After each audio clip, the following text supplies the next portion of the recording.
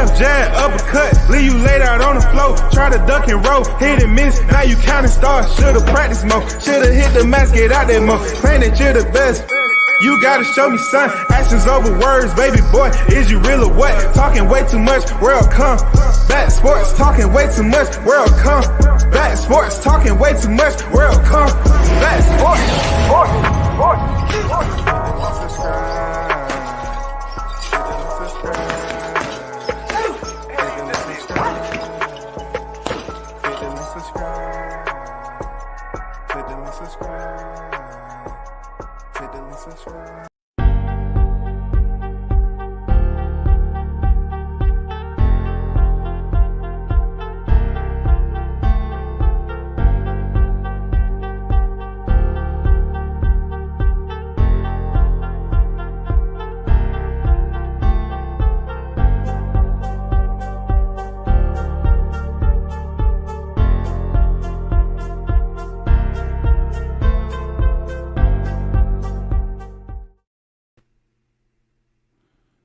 Good morning, everyone. WCS back on the boulevard once again. Salute to everyone that's in the building. You know what I'm saying? Big blunts and boxing on that. Comeback. What's good? Mr. Pats. PCS, Peace WCS. Salute to you, Mr. Pats. Stickum Boys Fishing and Sports. Salute. What's up, chat family? Salute WCS. What's good? Official on deck. Salute to you. We about to get into it. And I just want to drop some reality because we closer to the fight now, right? So I just want to drop some creative, positive, mental pictures for you. I'm saying all I want you to do is clear your mind of all the rhetoric that you've heard prior to. I just want to talk about some things, especially being in some of these Facebook groups and hearing what people want you to run with. You know what I'm saying? In this particular matchup with Terrence Crawford and David Avanesian. And then, speaking about the possible Errol Spence situation next year. So we already know, right? You look at it with Terrence Crawford being 38-0, and people, a lot of voices, I will put them on the side of the naysayers, has been mentioning, David Avanesian in a way that he's not worthy of being across the ring from Terrence Crawford, nor is he considered one of those valuable high commodities when it comes to the welterweight division. What I mean by high commodity, I'm speaking about the young lions that's waiting in the chute and the old guard too that's there. Like the Keith Thurmans is still active. You know what I'm saying? Then you got the Jerron Ennis's, Virgil Ortiz. You have those young lions that's waiting in the chute. Stantionis, Cody Crowley, them type of individuals, right? So they will have you take a snapshot of Terrence Crawford stepping in there with David Avanesian. But when they develop the picture, they want you to take a snapshot. You already know what you're taking a snapshot of. He's going in there, and in boxing, this happens. Sometimes fighters on the caliber of Terrence Crawford steps into the square and fight a name like David Avanesian, which is nothing to scoff at. You know what I'm saying? You don't have to frown upon it, but they want you to take a snapshot. They just want you to take a snapshot.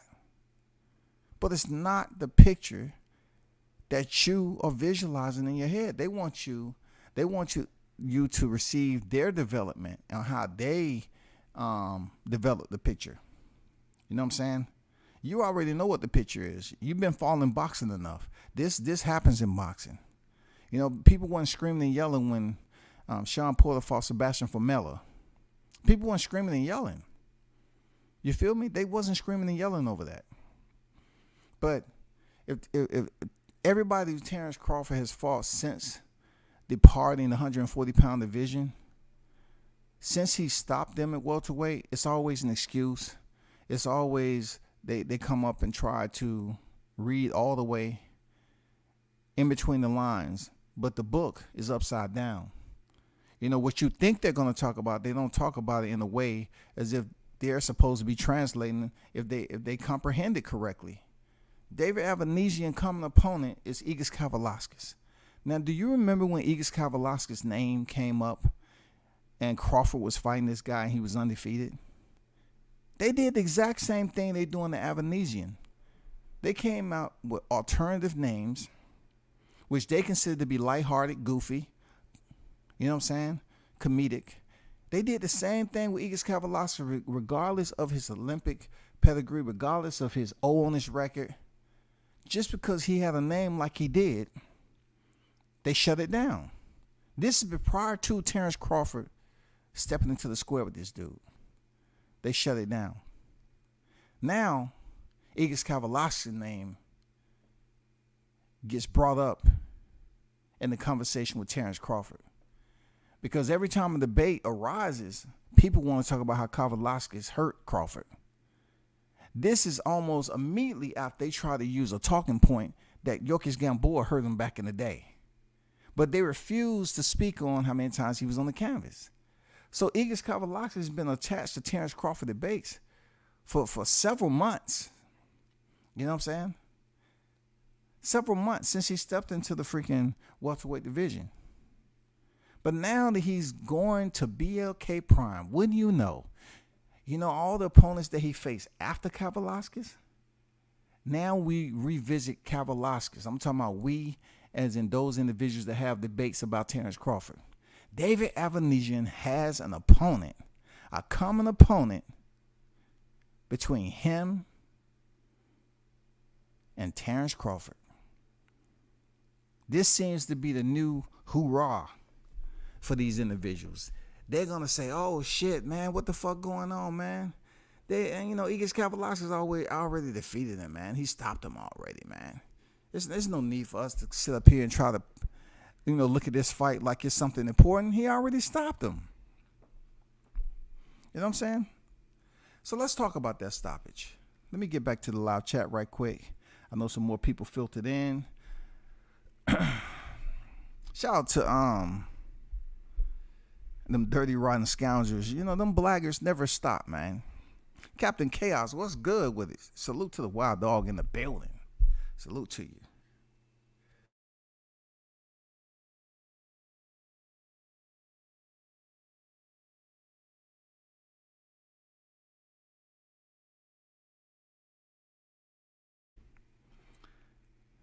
Anno on deck. What's up? What's up? What's good? Brown on deck. Salute. So as I left off, these conversations that we talk about with Terrence Crawford, his entire welterweight career, really, I'm talking about more so his welterweight career, because boxing in itself is always going to be opponent comparisons, day in and day out. We always going to hear that shit. But in the welterweight division, though, it's just been crazy, especially on the back end on where he at right now. You know what I'm saying? Like, they refuse to give Jeff Horn the common opponent analogy to boost Crawford's resume. Jeff Horn had a defeat over Manny Pacquiao, but they say, oh, it was in Australia, and Manny Pacquiao really won that fight. They refuse to give him credit for that. You be the Jeff Horn to beat the Manny Pacquiao. He didn't get that credit. You know what I'm saying? He move on. They say he fought a guy with one leg. Okay, move on. We all know he made a Mir Khan quit. Go to Kavalauskas. They treat him as nobody. Just like they discarded, they attempted to discard the O that Jose Benavidez had. They attempted to discard the O that Jeff Horn had. You know what I'm saying? They continue to discard the O that Igis Kavalauskas had. I was like, when does it stop? So now we get to the BLK Prime. David Avanesian had a common opponent, Igis Kavalauskas. Now I'm listening to some haters talk, right? And they want to say, well, back in the day, Igis Kavalauskas stopped him in the 6th round. All right? Frame that for a second. Frame it. You know what I'm saying? Just pin that motherfucker, frame it. We're going to return back to it. So David Avanesian was stopped by Igis Kavalauskas in the 6th round. At that point in time, February 28 is when that fight took place. Terrence Crawford, he wasn't even a welterweight at the moment. Terrence Crawford had fought in 2017 I think August 2017, I believe. He was fighting Julius Ndongo for the Unified Undisputed. He wasn't even a welterweight yet. But these motherfucking scoundrels, they was busy up here using this shit for a basis to denounce Crawford's opponent. All because Igis Kavalauskas, a guy who's competed at, higher division, super welterweight, and welterweight now. So did David Avanesian. They fought each other in February 2018. Prior to Terrence Crawford even having his first fight with Jeff Horn. Terrence Crawford didn't have his first fight till something like June 2018 or something like that. He wasn't even a welterweight then.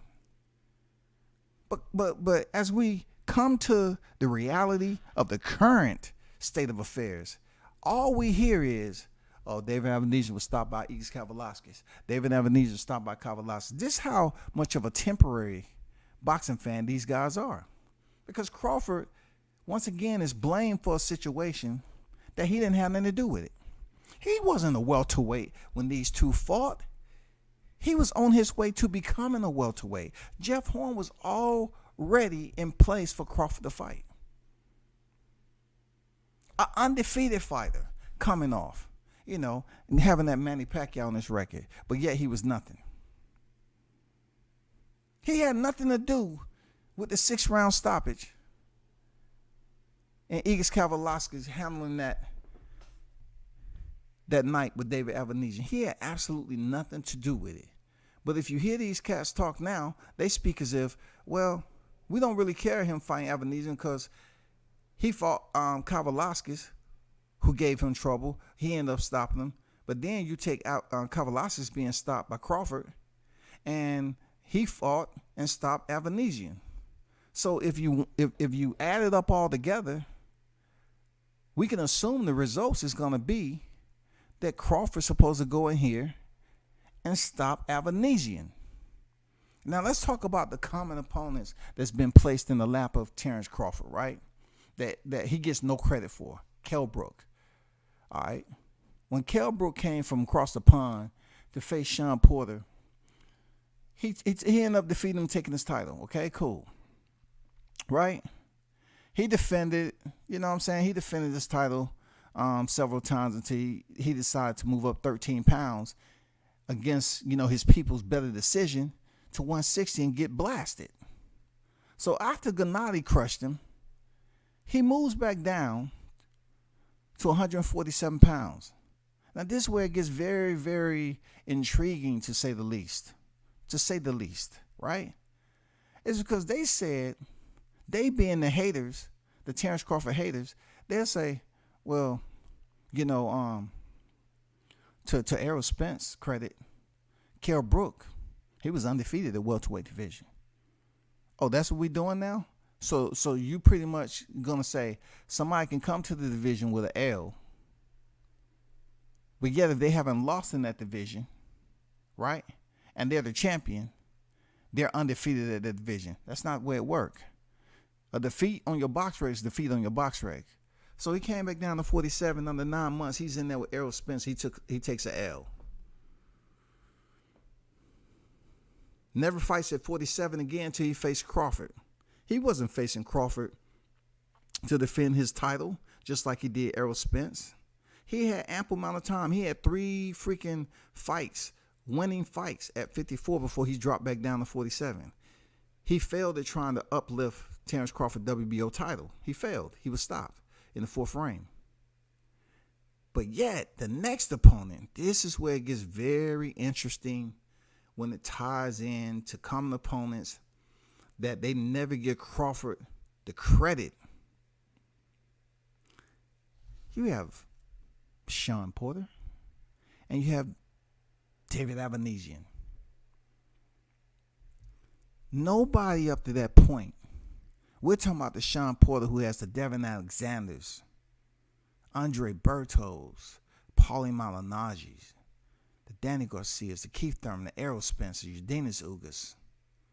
You know what I'm saying? He has the reputation for fighting big names in his division, right? Check this out.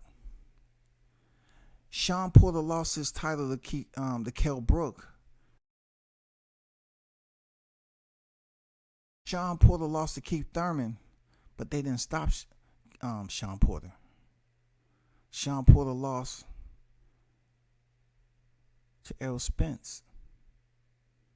They didn't stop Shawn Porter. Then it gets to Terrence Crawford.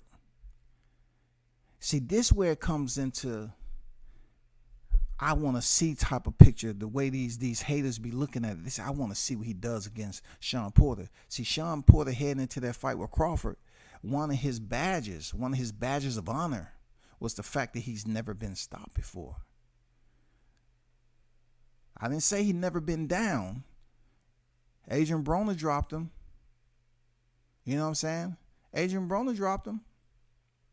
Didn't he fight Adrian Broner before Errol Spence? You know, Adrian Broner dropped him. Errol Spence dropped him. But heading into that Terrence Crawford fight, they pretty much looked at it as if they wasn't sure that Crawford could beat Shawn Porter. This is how much credit they wasn't giving Terrence Crawford. They didn't know if he can beat Shawn Porter. They wasn't even fathom the fact that this man potentially could stop Shawn Porter. So they comparing, Errol Spence did this to him. And everything. He dropped him in the 11th, but won via split decision. He still got the victory. He took the belt from him. You know what I'm saying? They give him all this freaking credit of being a quality opponent when it comes to Errol Spence Jr. But when it comes to Terrence Crawford, the motherfucker don't get shit. You know what I'm saying? Hey, if Crawford fight him on the inside, he probably get knocked out. There's so much wrong with this fight. Terrence Crawford has fought nobody on his resume to that of Shawn Porter. And they was right. Like, real talk. Shawn Porter had all the jewels in his pocket when it come to the names, people. He did. He was qualified to be in the square. He had the big names. All that shit. He gets in there, and Terrence Crawford stops him, and they say it was all Kenny Porter. He wasn't ready. He didn't train correctly. He was in retirement. Well, he had that same talk when he fought Errol Spence. He was going to retire. But they take that away because Kenny Porter ruined it. I always say this, and Kenny Porter didn't have total 100% confidence that his son was ready to face somebody the caliber of Terrence Crawford. You never should allow him to split the ropes, but you did, because it was $4+ million purse that he was getting. Yeah, you wanted that. So he did look good. Even the commentators was complimenting Porter on how he looked against Crawford. You know what I'm saying? They was giving him his love until, Crawford received the motherfucking email. You know what I'm saying? They sent him a motherfucking text, a mental text, and somebody blurted out that you behind it. Then the rest is history. He stopped him. So that comparison right there, nobody can measure up to, because that is the bar with Shawn Porter. Now, will Shawn Porter stay out of boxing? I think Shawn Porter's going to come back sooner or later for a big fight. Real talk. But that's not even my reason for this, for these analytics, because I'm just telling you that he set the bar with Shawn Porter, and he was the first to stop him.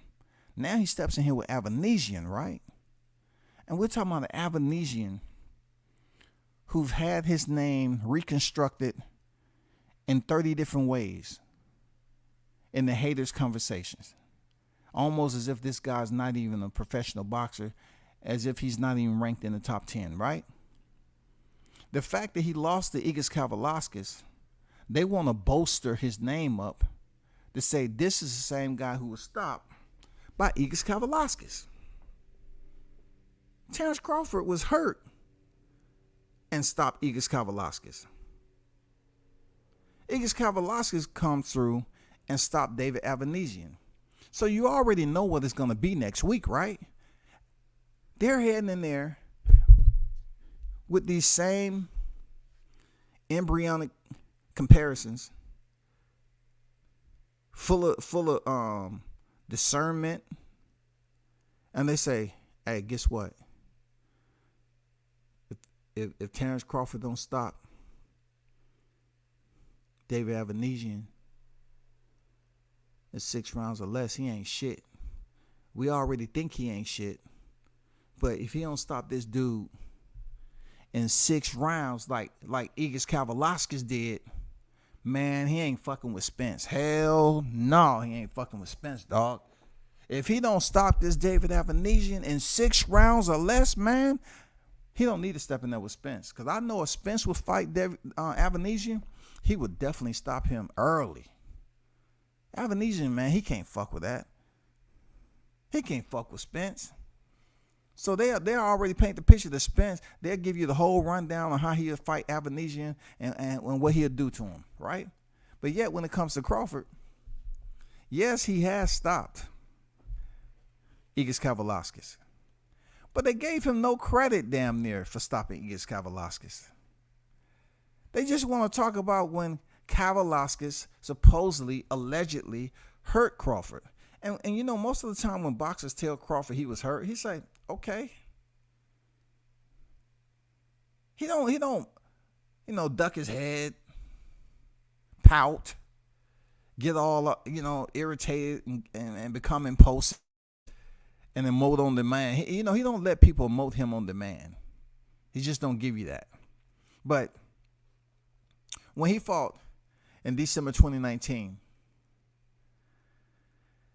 he was pretty much deep in the welterweight division by now. You know what I'm saying?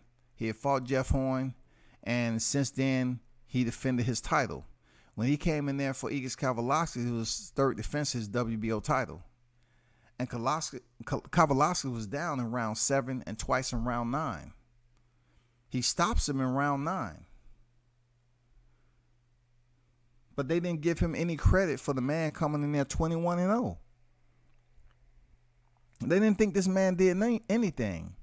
But yet when you hear them speak of the conversation now, they bring up Kavalauskas and give him credit, right, for stopping David Avanesian in 6 rounds. They would give Igis Kavalauskas credit for stopping David Avanesian, but they're not going to credit Terrence Crawford if he goes in there and defeats Avanesian simply off the strength that a common opponent that he had in Kavalauskas did it already. They don't care, man. They look, when I tell you, there's minimal neutrality when they speak of Terrence Crawford. That shit is extremely ex parte, right? And the ignorance fartus that you will not get over. All the damn tainted information that they will give you over and over again, they will use a comparison like this, and they will big up the same opponent that they discredited at the time they was facing Crawford. They're going to big him up for BOK Prime because they feel like they're taking the attention off of Crawford. They're diminishing it. It's just like putting your hands on a mirror, you know what I'm saying? You just got through eating some good Popeyes fried chicken. And you go in there and say, you know what, I just want to do something different. Let me put my hand on the mirror with all this grease on it. Okay. They just want to smear the man. This fight that he has next week has nothing to do with Kavalauskas, bro. But since it's tied in to Terrence Crawford, they're going to say it ain't shit. Oh, it ain't shit, bro. You know what I'm saying? Because Kavalauskas was the one who did it before you. Even though Terrence Kavalauskas did it, you ain't getting no credit for doing the motherfucking thing. Kavalauskas did it. See, but I'm saying to myself, right? WCS look at it like, well, Shawn Porter, he hasn't been stopped before. But then when he stops him, when Bud stops him, they say, well, it was his pops. He already had a couple of toes into retirement anyway. So therefore, it don't get no credit. What's going on, Pop? Salute to you. Smash the like button, people. Appreciate that. Showtime. Team Tucker in the building. Pop say salute to WCS in the chat. Chaos Shot News. What they do, people. Blunts on deck. Big Blunts and boxing in the building. They said David ain't even made it to the States yet. Hello, they was on Twitter talking about the weigh-in gonna be at the airport. So, King Mitch on deck. What's good, Mitch? Mitch say definitely don't give a fuck about any David Avanesian fight. I might watch Crawford stop him though. Why they don't talk about Thurman being ordered to fight David Avanesian in 2016? Talk that shit, boy. Talk that shit. God damn it. D Young, what's good with it? Big facts, WCS. Salute to you. Bold and understanding. They were hoping Crawford to lose those fights against Porter and Brook. Once it didn't work, they were saying these two guys was washed, even though those same people said Bud should fight them. God damn. Motherfuckers coming here unloaded, unholstered. They got the switch on it.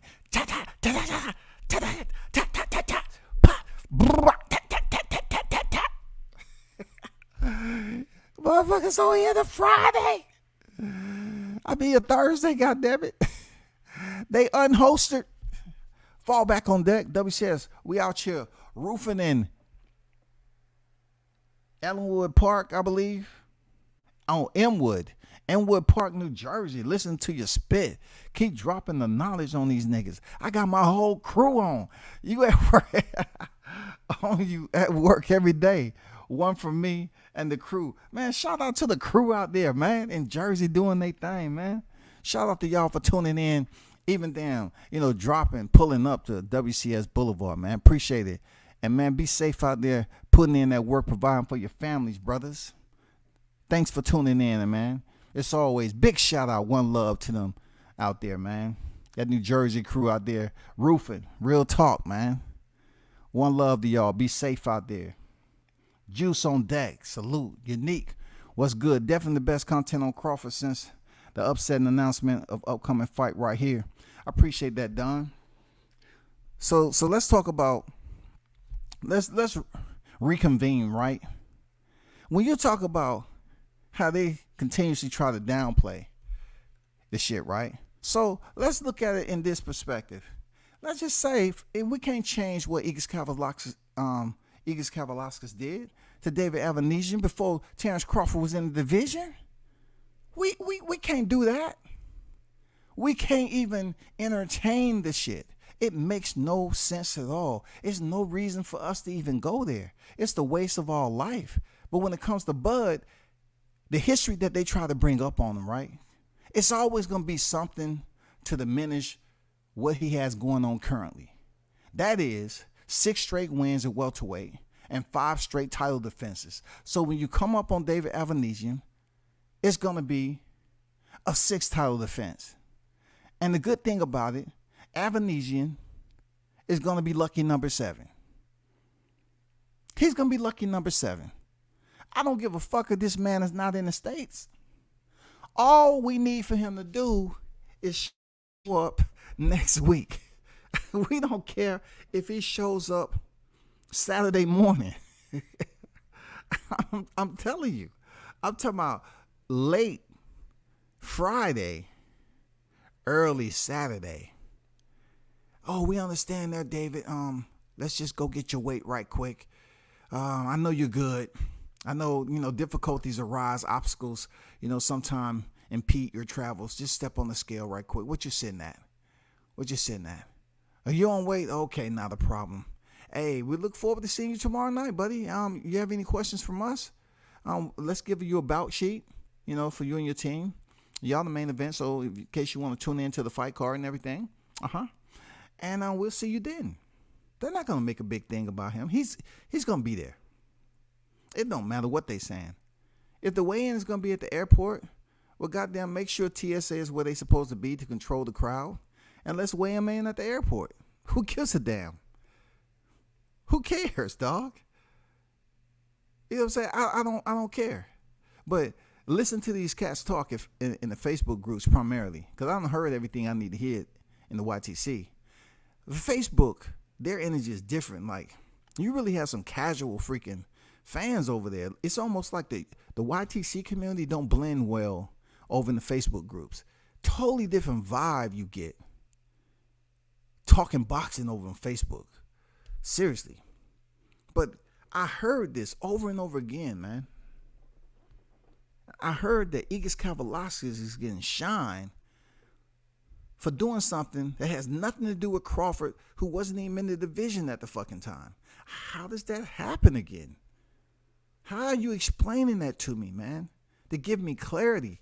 It's so cloudy, I don't get it. I don't get where it's relevant to this fight. Then they put it out there and say, well, he better stop him at six or less, because, man, if he don't do that, man, if it goes in, okay, let me bring you another comparison, right? Did not Virgil Ortiz defeat, pay attention now, didn't we see Virgil Ortiz fight Igis Kavalauskas? It's a rhetorical question, people, but I'm just putting it out there. Did we not see Virgil Ortiz in 2021 fight Igis Kavalauskas? The answer is yes. Yes. Height in Japan. Okay? Japanese, rather. So therefore, Virgil Ortiz stopped Igis Kavalauskas in 8. Terrence Crawford stopped him in 9. Both fighters faced adversity against Kavalauskas. But in that adversity, once again, they give Virgil Ortiz the credit for being tough and stopping him in 8. But yet, when it comes to Crawford, they criticize the shit out of him and say he stopped him in 9. But you know what you don't hear? You don't hear nobody saying, oh, man, Virgil Ortiz, he did in better fashion than Crawford. He did it. Crawford took Igis Kavalauskas freaking O away. You know what I'm saying? But the only thing they talk about in that damn fight is where they allegedly believe that he was knocked down. But I looked all over BoxRec and I couldn't retrieve the information. I couldn't find it. I went everywhere on BoxRec. I know he had let me see, they say he got knocked down. I'm just trying to see. So, he fought him in December 2019. I'm looking for all that shit. Nothing.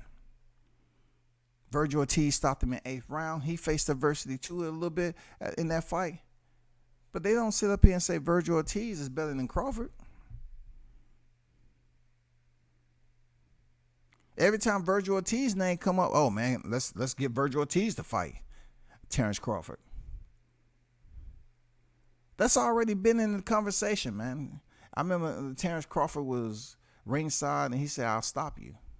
He told Virgil, I'll stop you. You know what I'm saying? And people can't say that Crawford is just talking, because, like I said, he has 6 straight stoppages, 5 title defenses in the welterweight division. David Avanesian is about to be number 6, whether you like it or not. It's not going to be, where he's going to have his coming out moment. He's been in there with some names, and this is going to be it. I want you to right now pause a little bit for you naysayers that's out there thinking this shit is going to come to reality. It's not. I'm just going to ruin it. I'm going to be the spoiler today. This shit is not happening in this movie. It's not happening. I know you thinking that it's going to play out somewhere like Wakanda, you know what I'm saying, where you're going to have some type of different form for under the water. Avanesian people going to come underwater, and this is going to be the time that I'm just saying, dog. They think something's going to happen we ain't never seen before. Motherfucker goddamn had wings on his ankles, hovering over the ring. You know what I'm saying? With some special powers and shit. And Crawford's going to be looking at him like, oh, man, they must have got, did anybody check? They got to the vibranium? They was able to get the vibranium? Nobody told me this dude had vibranium. This dude be freaking, dodging and seeing everything Crawford has and levitating above the ring, throwing punches from the damn upper echelon. You know what I'm saying? He's throwing punches from an elevated position in the ring. He's doing shit never before witnessed. It's not going to be that moment, y'all. It's not. Crawford going to beat this dude ass. And frame this motherfucker. It's not like Crawford ain't brought tough opposition to his home base, Omaha, Nebraska, before. He's did this shit already. Why are they tripping and acting like he's bringing a softie? You mad because he's bringing a softie? Or you mad because he aborted the negotiations with Spence. Which one are you truly mad at? You want to say he's bringing a softie to Omaha, Nebraska? Well, God damn it, look at the names he already brought. I mean, look at the names he already brought. Y'all should still be celebrating the fact that he brought a tough hitter like Yuriorkis Gamboa in his home backyard to defend his title. You should be goddamn happy. Who does that shit?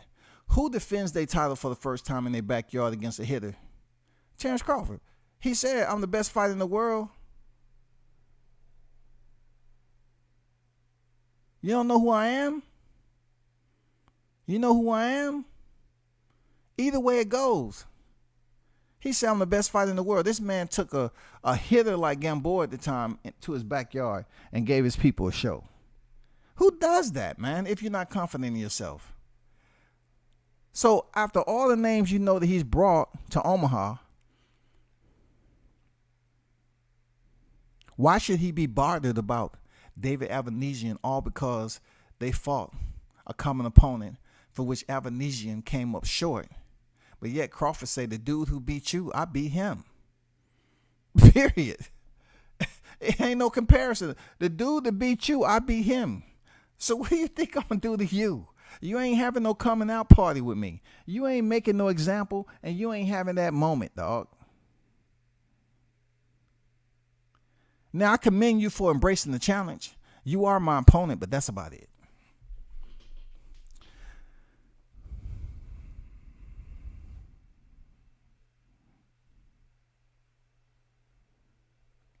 The real plan was never for Bud to get his hands on those belts on the PBC side. EJ didn't care about Undisputed. When that ring belt versus Manny was on the line, he was going to get the ring and move up. Ain't Juice coming over here with the motherfucking toxic cocktail. You know what I'm saying? No chaser. You know what I'm saying? No on the rocks. Just straight double shot. Straight double shot this morning. You feel me? Shout out to A Thriller, the Black Picasso in the building. What's good, that A Thriller? How you feeling, brother? When Bud called out Spence, Arrow went the easier route. But when Mikey called out Spence with no belt, he said, line it up. SOW says you cook it, bang. Hey, man, appreciate to the Black Picasso in the building. Man, he say some real shit. Because like I said before I did the thumbnail, right? This, you know, I had this shit about Spence. And this is one reason why they always going to be upset. It's because the Mikey Garcia situation, it was so easy for him to say line him up and everything. But then they want to talk reckless about David Avanesian, who fought at a heavier weight before in his career. Look, David Avanesian and Igis Kavalauskas were fighting at welterweight long before Crawford got up there, several months. I mean, I'm talking about they was fighting in there before Crawford, you know, assigned, you know, locked in the fight, Jeff Horn in 2018. So we can't blame Crawford for anything except, hey, I'm coming up there and my first fight coming from, you know, Undisputed 140. I'm about to fight for a belt. And we already heard all the rhetoric that goes along with it. But like Picasso said, right? These cats will sit up here and continue to talk shit about Crawford, scrutinize the fuck out of his opponents, and they don't even know boxing has a format of allowing tomato cans to come off the couch and fight. They allow fighters to inflate their record. It's just a SOP of boxing. The SOP, standard operating procedures in boxing, bro. This is how shit plays out. So like I said before, when Shawn Porter fought Sebastian Famella, were y'all up there ranting and raving? Or was, you know, y'all up here saying, well, that's Shawn Porter, man. You know, look at who he's fought. He can fight a Sebastian Famella. He can move around and do absolutely hardly anything and get that win. He act like he wasn't even trying to freaking really touch him up. Truth be told. But yet Crawford can't goddamn fight an Avanesian. They having all this shit, but the one thing y'all need to understand, you can't stop the motherfucking train, bro. You can't stop the fight. You can't do nothing but tune in. You can't do nothing but tune in to the fight. You're going to tune in to the fight. Whether you like Crawford or not, and no matter what you say, you're going to tune in to the fight. I just, took it to say, damn, they have all these commonalities of opposition when it comes to freaking Crawford. They absolutely excoriated the crap out of freaking Igor Kavaliauskas when he fought him.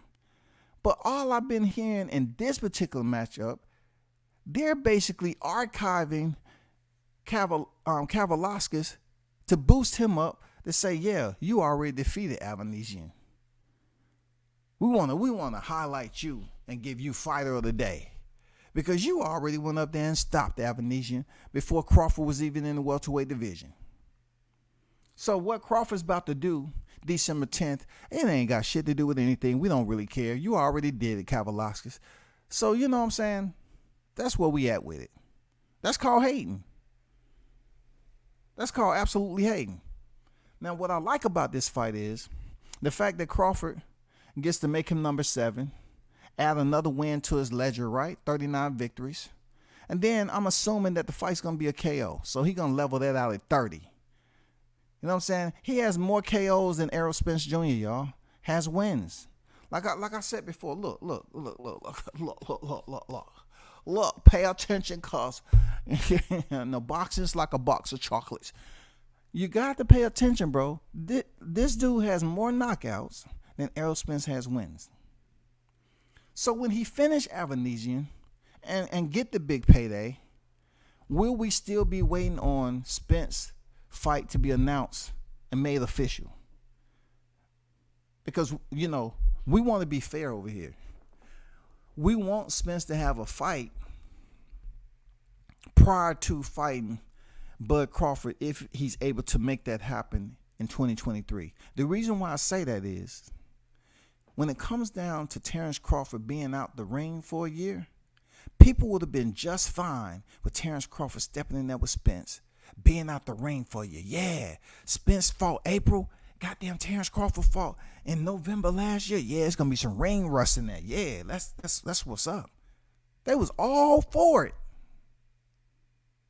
That's why I want Spence to have a fight prior to stepping in the ring with Bud, who I don't think is going to happen in the first 6 months of 23. You know what I'm saying? The first half of that semester, I don't see the fight happen. Now, we all have heard whether it's scuttlebutt or the shit is credible information. We heard that Spence is supposed to be fighting Keith Thurman potentially. Boxing sends you on a whirlwind all the time when it comes to information. All the puppetizing of the audience and shit, they do it too much, to be honest with you. So they'll put one name out there, put another name, and then when it comes down to it, it's somebody totally different. So we haven't heard any announcement. And look, I'm going to go on record again. Boxing is one of those puppet master type sports when it comes to media releases. The reason why I'm saying that, if Keith Thurman is the next fighter in line, and that's going to be a tough opponent. If he ends up dropping out, you know what they're going to say? It's either a COVID or a non-COVID related situation. Period. That's where we at with it. Those two terms right there. Or third, he had an injury. Keith Thurman is a tough fight for Spence. So if they want to move Thurman out somehow, some way, and he come up here and say, I got an injury, and they put another opponent in there, then it allows Errol Spence fans to say, you know what? It ain't nothing wrong with him taking a last-minute replacement. There's nothing wrong with that. He deserves that. He's been fighting nothing but killers the last several fights, man. And then they go off the resume. Look, just like E-Thriller just mentioned. Yeah, Mikey Garcia. They love throwing his damn fight up there. That's who he sold it out. Mikey Garcia, Shawn Porter, Danny Garcia, Dennis Oga. What more do you want from him? I'm serious. That's it. What more? The man's been fighting a murderous row all the way up. Damn. If Keith Thurman if his body's fragile and falling apart, put a last minute replacement in there. A person we never heard of before.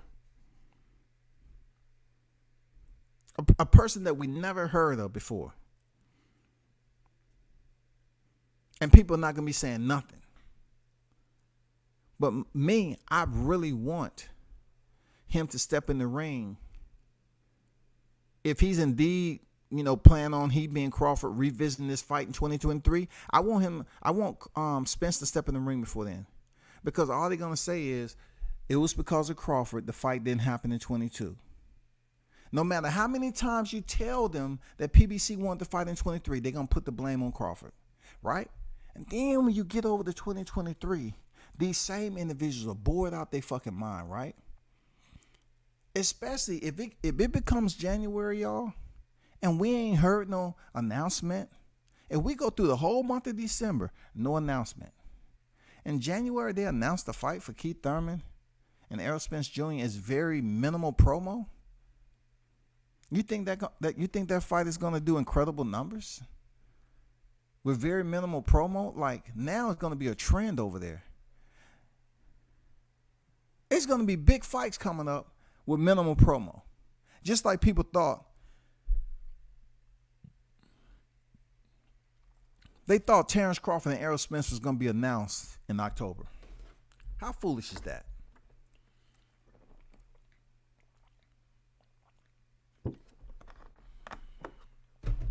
It makes no sense at all. Real talk. It makes no sense at all, bro.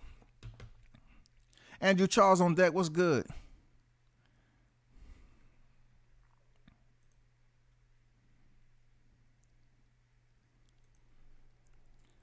Bud has as many title defenses at welterweight as EJ. Crazy.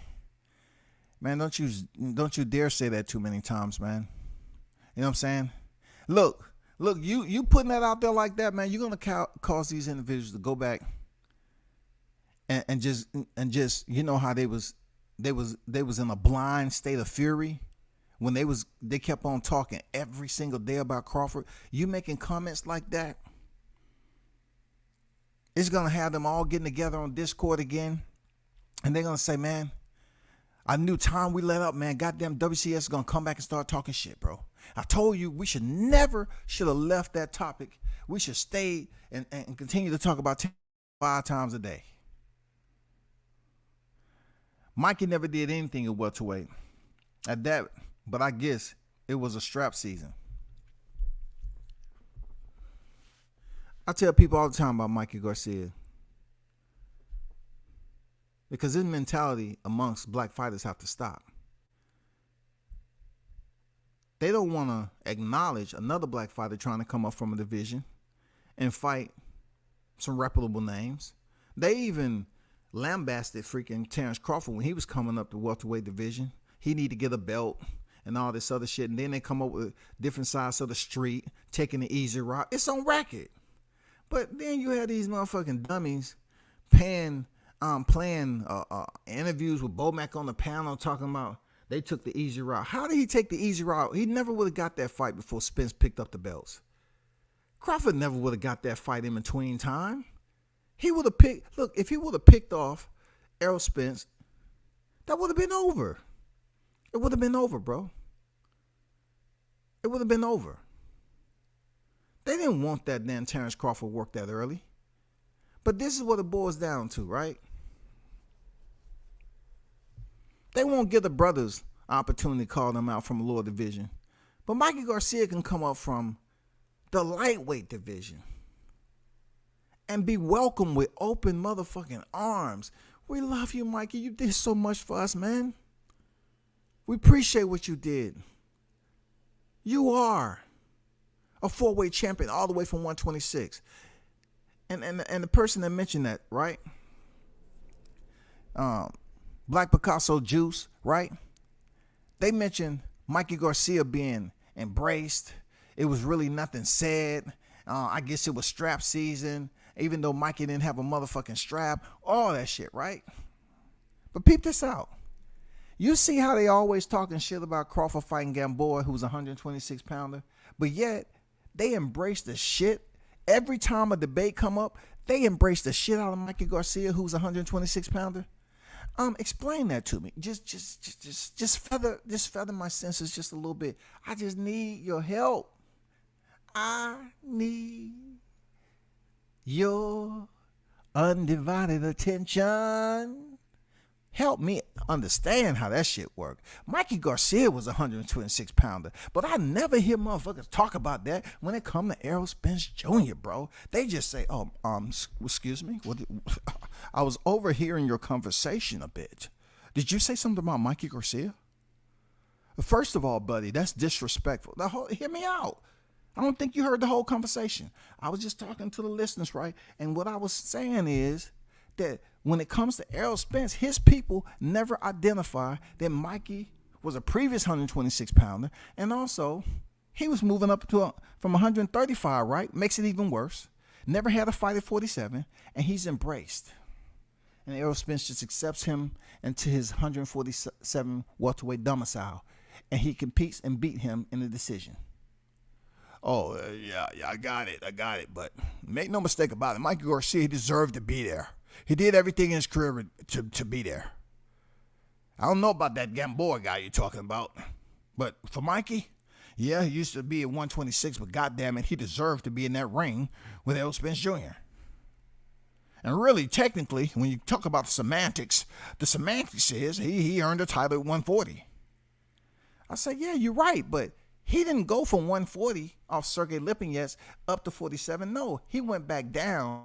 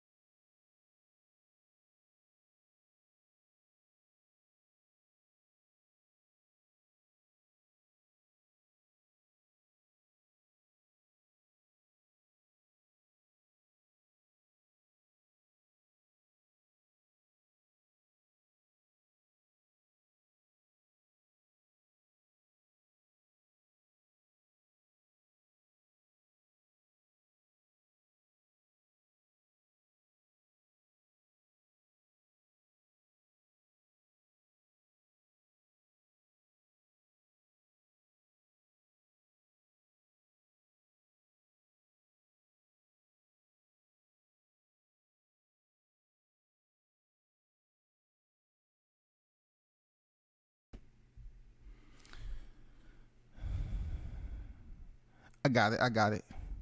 My shit dropped out for a second. Appreciate it.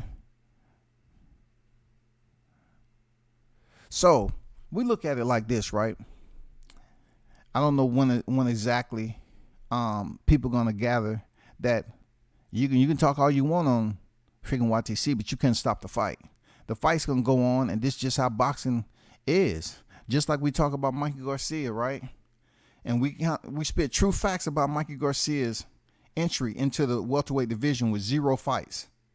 How he was embraced and loved, adorned by these individuals. But yet and still, Gamboa was so far in the distance, Terrence Crawford never rematched him ever.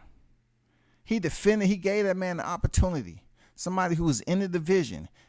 he gave him the opportunity in his own backyard to fight this man. But yet they still bring up that he's a 126 pounder. But yet, when you address them, you know what I'm saying? When you address them with cactus gloves, and you be slapping them upside the face with that shit, that Mikey Garcia was a featherweight himself, they don't want to hear the shit. But what y'all think about 2023? 22 is about to brush elbows with 23. And in the boxing community, right? We're still on the sidelines waiting for the pending news. We wanna hear the Crawford Spence situation develop and be like, oh man, finally, okay, well, they just gonna go ahead and fight. I don't see them going ahead and fight like that. Like either way it goes, Spence has an issue. So this is what I'm gonna put out there. Period. I think Spence definitely, when it comes to the PBC, they don't want him stepping into the ring with Crawford. They don't want the fight. They could have made the fight. They didn't want the fight. Al Haymon gets to have a fight in-house again. So if indeed it's Keith Thurman, it is what it is. So let's get an understanding. Now the name is coming up with Jaron Ennis. And like I said before, just like I've sit up here and critiqued and reported on other fighters, and I give you the neutrality that you're looking for, but in this YTC, people don't want neutrality. They want ex parte. You know what I'm saying? They want heavily contaminated narratives to pollute the airways on YTC. That's what they want. So when they say Jaron Ennis is up next, all right, cool. Cool. Because they're hoping and wishing that freaking Terrence Crawford get that belt lifted out of him. Who they thought was going to do it was Shawn Porter. They use him as disposable goods, collateral damage. That's all they did with Shawn Porter. Shawn Porter was the measuring stick. They was going to say, okay, let's see how he looking there with Shawn Porter. Can Shawn Porter go get it done? And he ended up getting blasted. So now, if Errol Spence fight Keith Thurman, these same clowns is out here doing videos five times a day. They're going to redirect their attention to Jaron Ennis if that fight ever surfaces and they start talking about it heavy. I mean, I'm talking about on the boxing side. If that fight ever comes official, I'm good with it. I'm good with it, especially when it comes to the welterweight division. Let's call it for what it is. It's too much excuses going on. It's too much freaking politics, too much business talk, all this other shit. It's only feasible to the minds of those who think about it at the time. And this is good for boxing, no matter what you say. It's good for boxing. Whatever Al Haymon wants to do, Al Haymon does. You know what I'm saying? So just say straight up that he didn't want the fight. He didn't want the fight with Crawford. It's a very dangerous fight. As long as he has Spence over there with the belts, he's able to make big fights. Now the opponents may not match up to what the fans want to see, but he's able to get in-house fights, and he gets a percentage off both fighters. That's just the fact of it all, y'all. Y'all don't want to listen to it. Y'all don't want to hear that shit, but that's just the fact. Like one thing I would say that's been mentioned before, Terrence don't have a promoter with him. Even Bob Arum mentioned that. So what do you think Allen's going to do? Allen's going to continue to treat him as if he's missing parts. Yeah, you're able to move independently, but you're missing some parts. There's some slight hesitation when you press the gas. Your front left tire is a little bit flat. You have a spark plug that isn't misfiring. They're gonna make sure they make those travels for Terrence Crawford as rough as possible. So him going to him fighting Avanesian and getting the money, is it gonna be any easier for PBC? Hell no. Because he's going to come off getting the money for David Avanesian. He's going to go over there to PBC like what? What we got now? What are we talking about? What are we talking about? I just got off a fight, and we don't care if they want to downplay Avanesian. It don't matter. He went there and got the money. Now what? They're not going to go back to ground zero like they did in 22 and start from scratch. We're not doing no motherfucking, you take, net profit and the same thing, 35%. It's not going to freaking happen, man. So y'all prepare yourselves. This shit ain't going to happen. Terrence Crawford is not going back to ground zero and start off as if they're doing cleanup from when the shit initially imploded and the motherfucking shit came down. When the negotiations crumble to the ground, they're not doing cleanup anymore. They're not going back to the site and say, oh man, they did a good job cleaning up this shit. Okay. So let's revisit. Now, what actually brought the negotiations down to the ground? What happened? Okay. So you still up for that? That 35% we was talking about. You still good for that? No. Oh, so you don't want to fight now. It's not going to be that way, people. But if by chance he's not able to get the Errol Spence fight, bring on Boots. I'm tired of motherfuckers talking about this shit. I'm tired of the scare play type shit. No, let's say best fight the best. If Boots is the next one in line for Crawford, so be it. I don't care. These cats go around here, warned, shots fired. And then I'm up here saying, well, who has he fought the caliber of Crawford, though? Who has he fought? You stopped Sergey Lipinets in 6. In 6, bro. You went half of the fight with this dude. Is Sergey Lipinets on the level of a Terrence Bud Crawford, homie? I mean, how are we supposed to add this all up? Help me help myself understand what you're trying to say. When y'all dudes keep on throwing up Boots Ennis in the company of Terrence Bud Crawford, nobody on his resume come even close. I'm talking about they can't even. It's nothing that you can say. You can't put Sergey Lipinets nowhere close to a Terrence Bud Crawford. So this will be all new for Boots Ennis. Forget that Errol Spence shit if it don't work. Fuck it, man. He don't need him for his legacy. He said it already. I concur with that. Fuck it. We ain't sitting no more time talking about this shit. If the young lion is the one on deck, let's go. Bring the young lion on deck. Let's go. We don't have time to keep on talking about this Errol Spence back and forth shit, talking about, maybe so and all this. Man, if that shit don't happen in 23, so be it. If Terrence fights his mandatory, and that's Jaron Ennis, let's see what Jaron Ennis. If you're the next one in line, if you that guy, then let's see it. I don't want to hear nothing else, man. My focus is now, I want to see if this Spence fight, I really want to see Crawford go in there against Jaron Ennis. I'm tired of people acting like this dude has fought somebody. I'm not saying he don't pass the eye test at all, but I'm keeping the same energy I took on every other fighter that you look at their resume. It's just the lay of the land when it comes to boxing. He has not fought nobody. Who has he fought? Who has he fought, bro? Come on, who has he fought, man? Y'all keep on threatening, making threats and shit, online threats. Hey, man,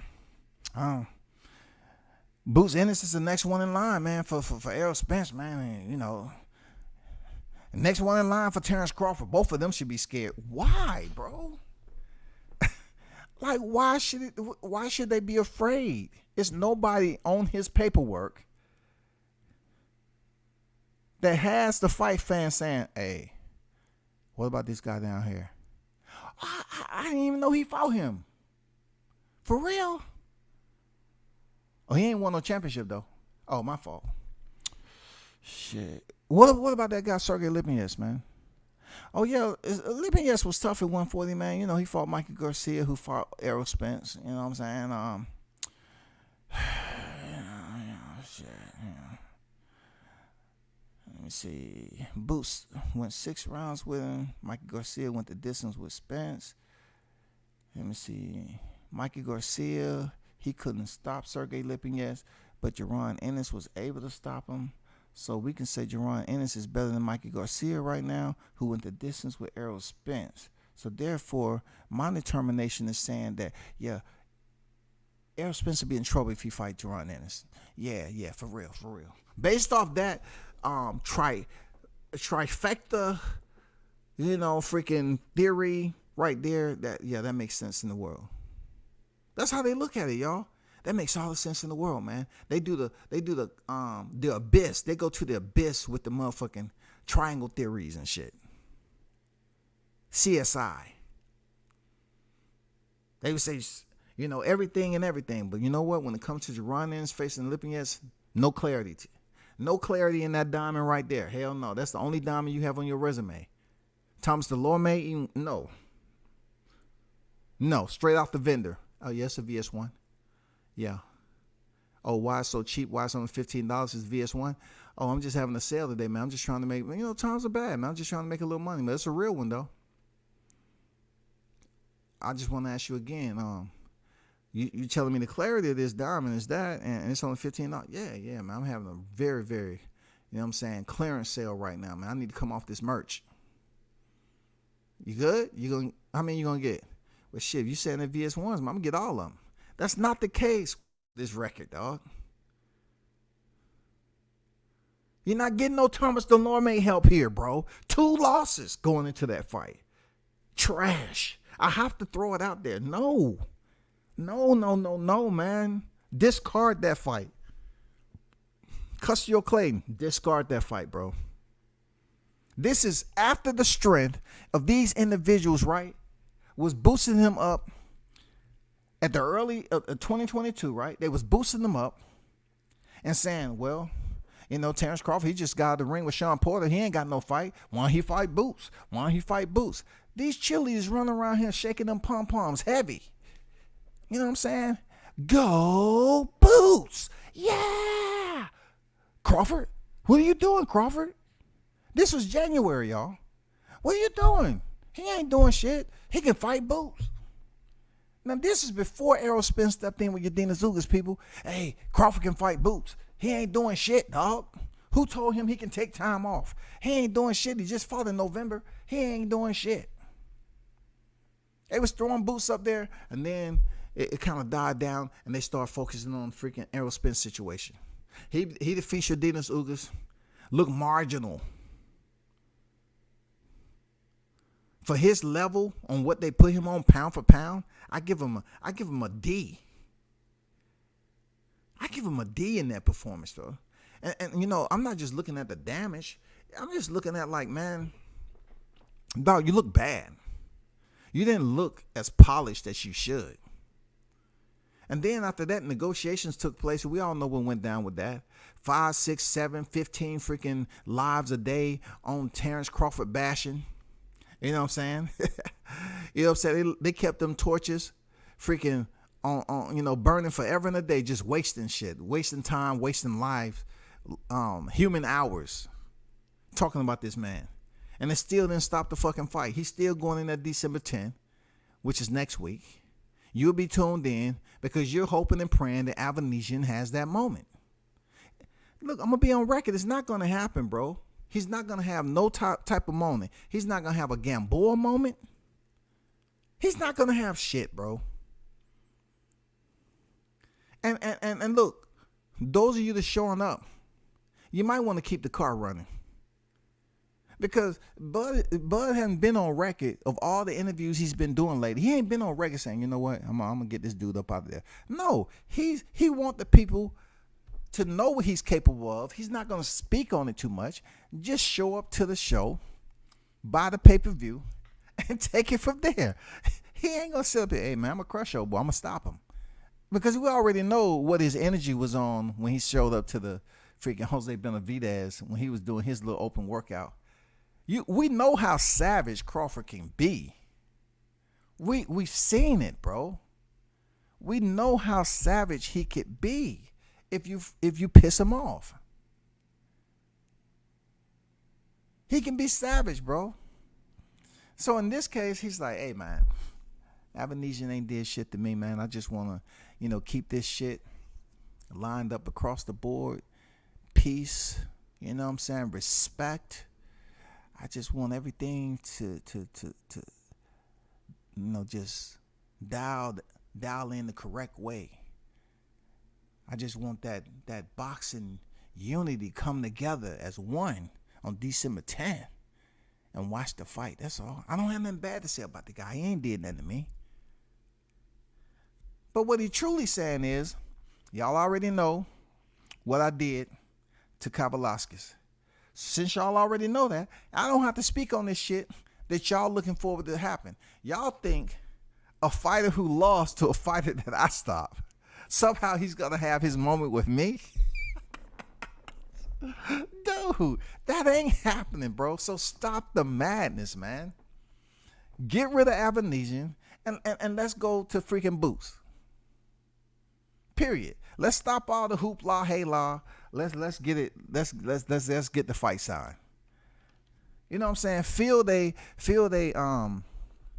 make them whole and feel their desires with what they want. They think somebody's gonna run from that. No, we want to see the best fight the best. Fuck it, man. No more deprivation. Let's give the fans what they want. Give them the nutrition that they crave for so much in the welterweight division, and that is getting closer to hopefully getting these undisputed titles in the hands of one fighter. If Errol Spence fight Keith Thurman, I can almost assure you that he ain't fighting again until the end of the year, if that. So therefore, in between time, Crawford's going to come up on his mandatory. It ain't no way around it. Unless they make the fight or something, which they can do. Like, they can make the fight for undisputed before he go. They can make the fight. Like, this what I don't see. Like, they can still make the fight and get it over with right as we're speaking right now. They can make the fight. I'm not talking about for 22. I'm talking about they can make the fight for 23, man. They can turn around and say, you know what, April, we're going to fight for undisputed. Don't think because they ordered Keith Thurman, that shit cannot be revised.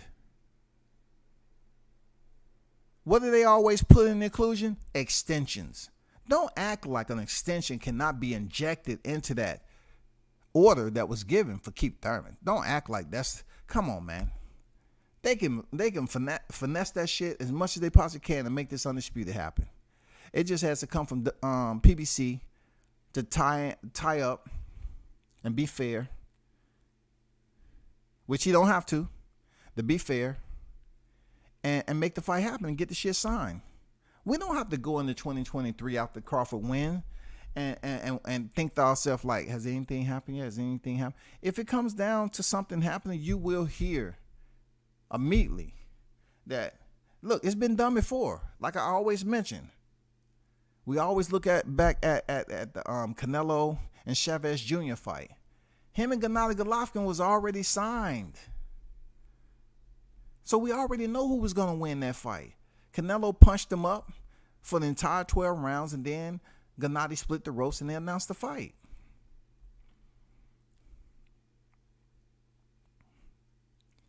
Now the wishbone come into effect where you have Errol Spence Jr. fighting Keith Thurman. Now that's a problem for making this fight happen, because if he fights Keith Thurman 23, I don't know how the paperwork is going to be looked at for Terrence Crawford to sign on to face Errol Spence Jr. following that Keith Thurman fight, whenever it's announced.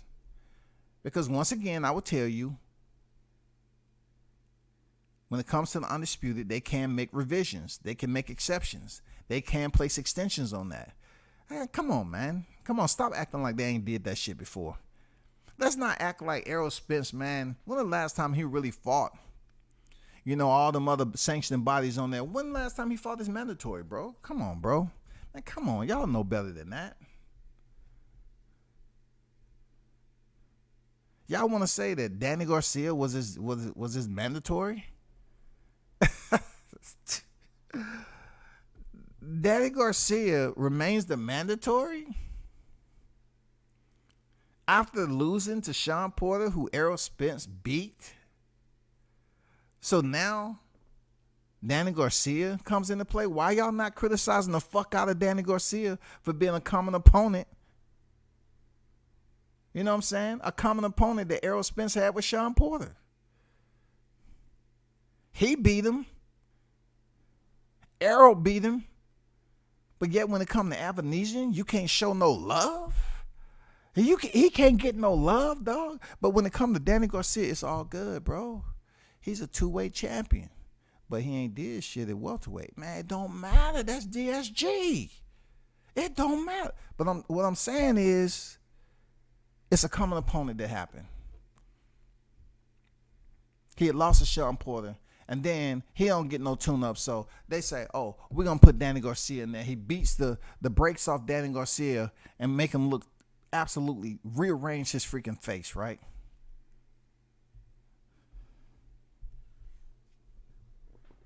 But Terrence Crawford don't get no love, all because Igis Kavalauskas did it before Terrence Crawford was even a welterweight, shawty. Man, we got to get out of that shit. We got to leave that shit alone, bro.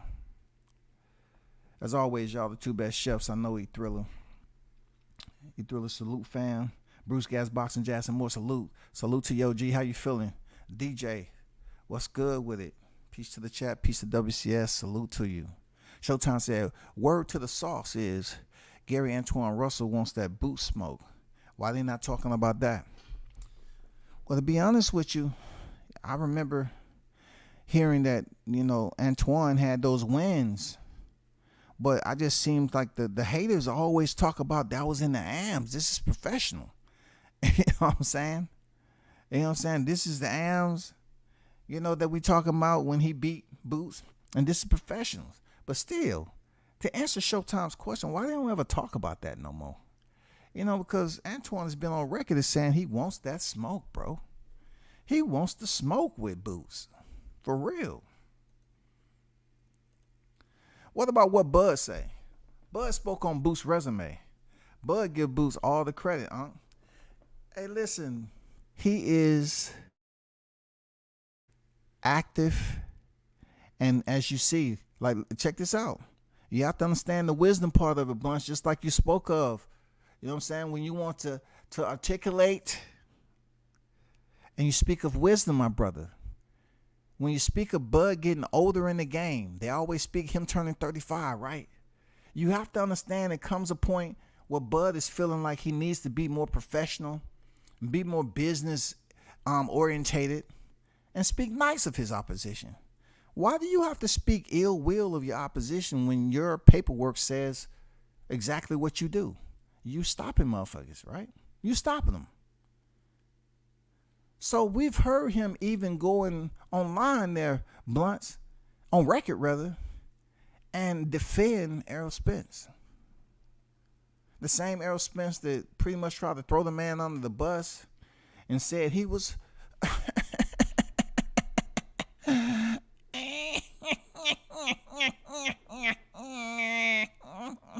he blindsided me, man. Man, come on, stop that shit, dog.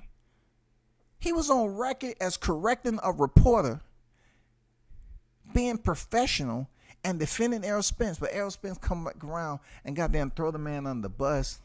You know what I'm saying? Try to say this and that, lies and shit about negotiations. And then say, you know what, I'm just taking back.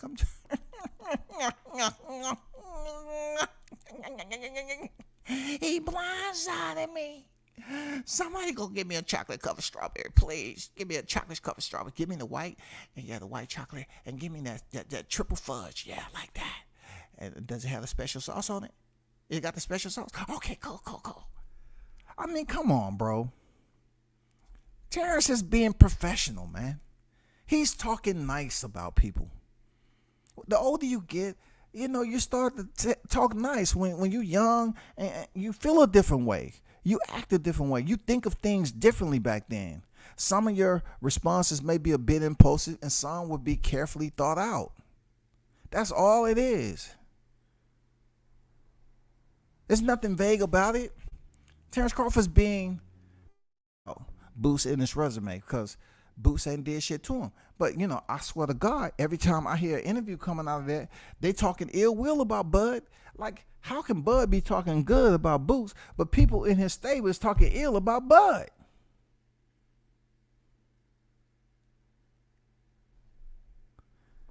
Can somebody please provide me some adjudication on that, please? I just need some peace on this shit, dog.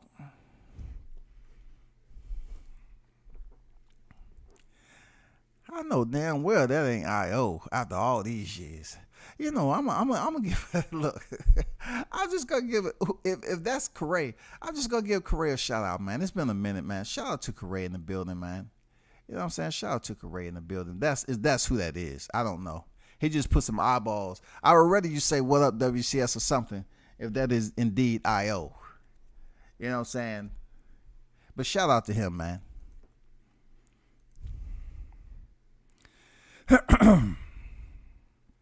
Boo's resume is hot garbage. Dumpster juice, man. You don't say the dumpster juice. God damn. This man say the dumpster juice. You know how potent dumpster juice is, dog? Thinking about it, I think I might go collect some dumpster juice and goddamn put it in a Hennessy bottle and serve it up to the Spencerholics. They love that shit. Oh, they gonna look at it as the Hennessy. They ain't gonna really take a swift, like, that shit stink. They ain't gonna do it. They just gonna say, oh shit, you gifted me Hennessy. Oh, yeah, man, that's that black label Hennessy, dog. That's that special edition. Limited, bro. This shit is gonna hit you different. Is it gonna hit me like the chocolate colored strawberries? Yeah, dog, it's gonna hit you nice. You want me to pour you some? Alright. And why does it look so thick? Why is it different color? Man, that's that new shit, dog. That's that new shit. I'm telling you, I got you. I got you. You know what I'm saying? Okay, cool. Pour that, take that shit right there and tell me how I think it tastes. Give them the dumpster juice in a Hennessy bottle. They're going to drink it all the same, dog. The first 5 swigs, they're going to be like, this shit, it's different. For real, you say this Hennessy? For real, dog. That shit Hennessy, the new shit. The new shit, dog. I wouldn't stir you wrong. That lean nut, that shit ain't got nothing on this right here. Lippinettes couldn't touch Jahad Tucker. We were 16 before getting signed. Ask Buddy McGirt. It went down at the gym. Then the bidding war started. Oh, shit. Look, Showtime, we got to preserve that for a whole nother live. Because when you start telling them about Jahad Tucker could have potentially been in the company of Errol Spence Jr., and then all the Spencerholics, they would have had to pick. They said, okay, we like Jahad Tucker now because he's with Man Down Promotions. They don't know nothing about him almost, going over there, being signed, and then Jahad showed out. And people's like, oh, shit. Man, what's going on with this kid, man? What people doing? Hey, the bidding war started, and certain individuals ended up with Jahad. You know what I'm saying? Jay Prince ended up with him. He had to go over there and perform for Jay in Texas. You know what I'm saying? He liked what he's seen, and the rest is history. Feel me? Done. And y'all be sure to check out that welterweight because he will be a world champion. He will be a world champion. You know what I'm saying? Teenager. You know what I'm saying? I need to ask this. I don't think I've seen it out there, right? But to the hitters that's in the chat, why hasn't Jahad Tucker been able to get some work with Jaron Ennis, man? Why is there anyone talking about this? I've heard about sparring all the time between big names, right? We've been hearing about the sparring going down between Javante, Shakur Stevens, Devin Haney. We hear that all the time. But I'm just curious, like, you can be that close. Like, why haven't Jahad Tucker sparred? I've heard other people, even from my backyard, go up there and get that work with Ennis. But Isn't Jihad Tucker pretty close to Philly? I mean, can't he just go get some work from Boots? Why no work? I mean, why no work? Why no work, man? Why you can't spar Jihad Tucker? He's nobody, right? He only has 9 professional fights right now. He ain't in. Look, he's not even in the top 15 in the welterweight division yet. Why can't he get some work? Y'all need to ask that question. Why can't he get some work, man? Seriously, I'm just asking. Dario say until Boots activate his position to fight either Bud or Spence, all he doing is saying, I want to fight. True words. Shout out to Dario for coming in here, swinging the motherfucking hammer. Bing! You're right. Because we don't want the Ryan Garcia effect, Dario. We understand that Ryan Garcia was in that position, but he ended up getting his attorneys on Haney. Leave me alone. If I don't want to activate my mandatory position, I'm going through mental health. Leave me be. Okay?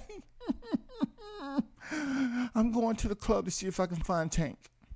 Y'all are just stressing me out. I don't want to activate my mandatory. I'm not ready mentally or physically. Shit, Boots be going through that shit, man. You know what I'm saying? Good question. And to the people. Has he activated it yet? Has he activated his mandatory? Because that's the only way the fight's going to happen. Bud is not going to reach down and say, "Hey, man, we good? I ain't seen no paperwork come across my desk over here in Omaha. We good? Because let me know, man.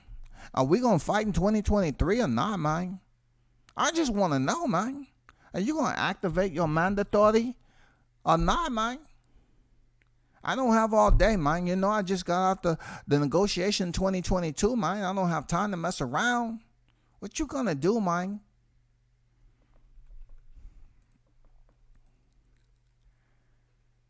Bob definitely wished Bud was moving like this when he had to pay him. Bob should have paid extra. It was a whole different structure over there, man. Like Terrence Crawford said, what'd he say, man? If Bob couldn't get me to fight when I was with him, he can't get the fight when I'm not with him, man. He just got to let it go, Pop.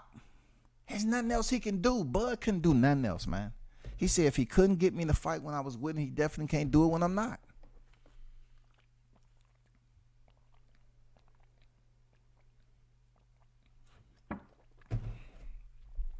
T-Lo on deck. What's good, WCS? What's good with you, brother?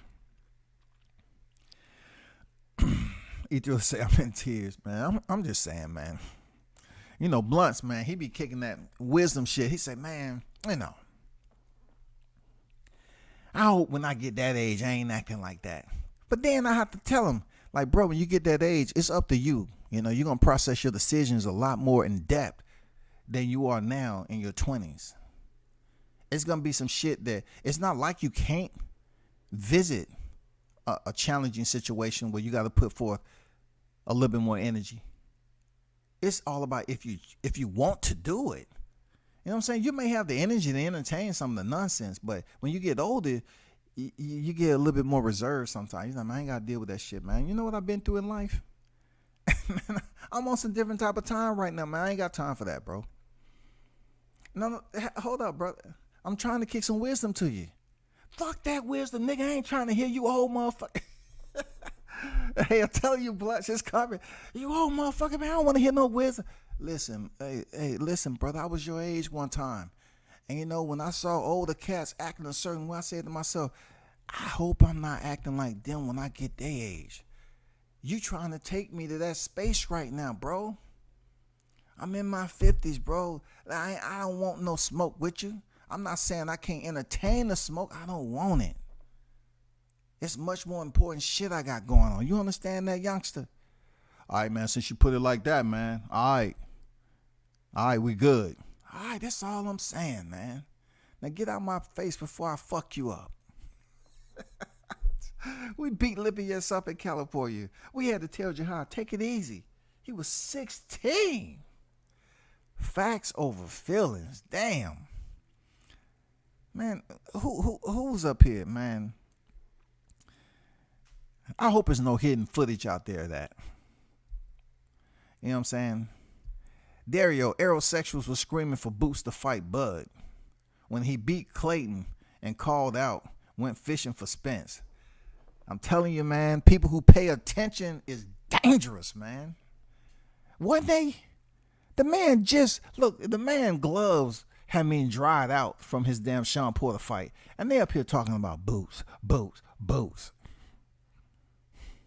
And then recently, they talking about they submitted the paperwork for the IBF to mandate some shit. But now what is going to be? Like, okay, what is it going to be in 23? Let's get down to the nitty gritty. Like, what is it going to be? If you are next in line, because Virgil Ortiz, you know, obviously is not going to be able to take that fight. You know, they say he ain't ready. If you're next in line, all you do is activate and enforce your mandatory. If you don't enforce it, that's going to make you look real bad. We need for you to enforce that shit if you get it, bro.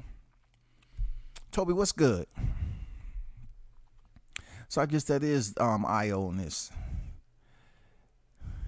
Damn, Corey couldn't leave a comment up in here? Corey?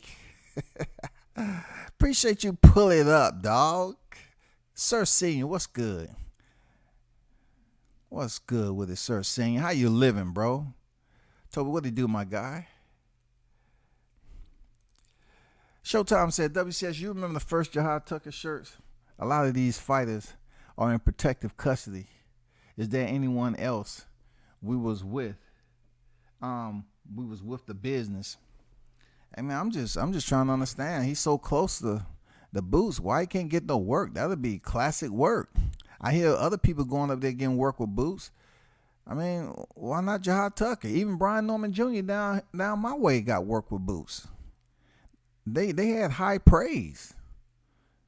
You know what I'm saying? They gave high praise for Boots going in there, you know, getting that work. Real talk. That was prior to him sparring Bud. They gave Boots high praise. That was after. You know, that was before. But after the Boots sparring, that he sparred Bud. You know what I'm saying? So they gave Boots high praise. I'm just saying, why not the youngin? You know, let the youngin breathe in the four corner space, man. Put him in the quadrant, man, and see what's popping.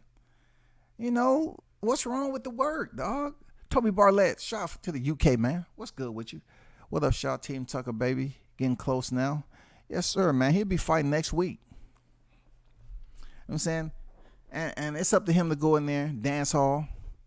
You know what I'm saying? Dance hall himself. Who is Jahad Tucker? Follow him on IG. He's definitely going to be on deck to shine once more. You know what I'm saying? Shaw News, that's his team. Coach Tucker. Joe Daney. You know what I'm saying? The whole crew going to be on deck. Boxing conversation with Reggie. What's good? Salute my people. Salute to you, Reggie. What's popping? What's popping? Major Key on deck. What's good? Showtime said EJ told Al Heyman the PBC isn't shit without David Ruffin and ran out the office. Man, god damn, dog. Man, I don't expect nobody to show no love, man. We waiting on the announcement from Spence, real talk. I don't care what's going on with him. Seriously, unless it deals with Crawford. Because it's been too much time spent on this shit. In 2023 is no New Year's resolution. Get that through your head. All this is numeric simulation, man. We think that months, you know, end one calendar year end, then we go into a whole nother life form. Nothing changes. It's transparent. Mentally, you brainwashed to believe there's a calendar year. And nothing changes, man. Shit can be done in December just like it can in freaking January. They can sign the fight.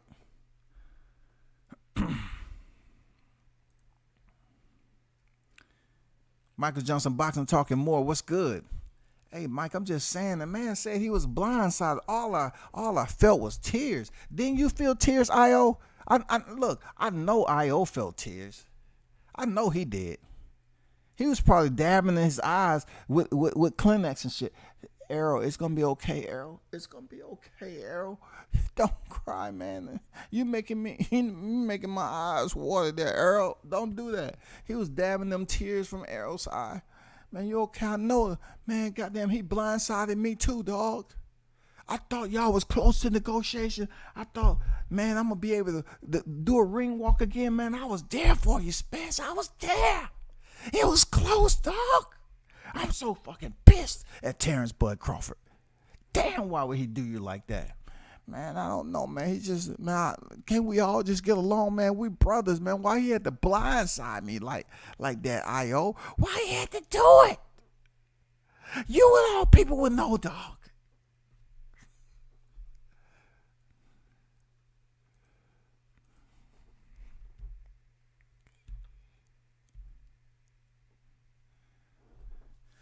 Bold and understanding on that. What's good? Danny Garcia is only good at being a participant at 147. He's great at losing step-up fights.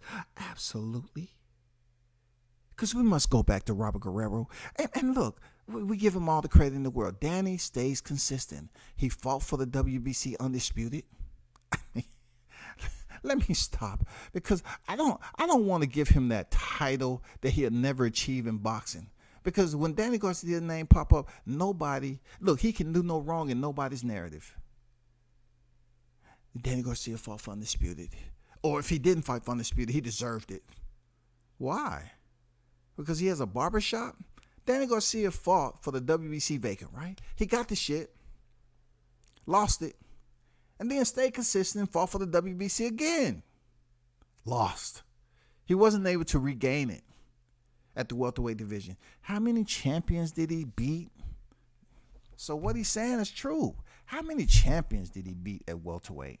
But yet when it come to Errol Spence, I swear to God, they praise the shit out of Danny Garcia. Oh my God, man, he has such an horrific situation in his life, and he's coming back and fighting a tough, durable, sustainable Danny Garcia. He's tough, dog. Ain't nobody stopped Danny Garcia. He's tough. So long as Danny Garcia hasn't been stopped, they're going to give him that badge of honor and keep it moving. Serious, just like Adrian Broner. Adrian Broner, you know what I'm saying? People may criticize him, but he ain't been stopped yet. It holds a lot more value than you give it credit. You know, when these fighters haven't been stopped, they take some L's, but they haven't been stopped. But once again, I have to give a comparison, y'all. It's essential. It's essential. Okay? We just have to mention some things when it comes to fighters and their losses.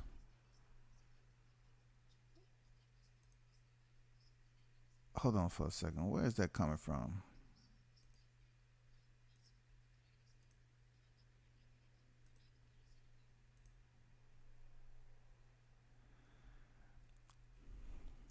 So let me go to Igis Kavalauskas. You know, he has 2 losses. All right? And those 2 losses are both stoppages. You know what I'm saying? But then, once again, we go to David Avanesian. David Avanesian, his only stoppage is Igis Kavalauskas. I'm talking about in his losses. He has 3 losses, 1 knockout in those losses. So people are going to praise him, you know, for having an Igis Kavalauskas, you know what I'm saying, having over 30-some bouts. They're going to give him love or whatever. He's a good guy. He ain't been talking too much shit.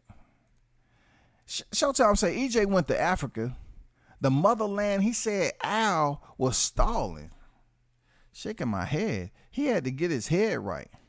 And I heard this news come across my timeline, and I said, you know what?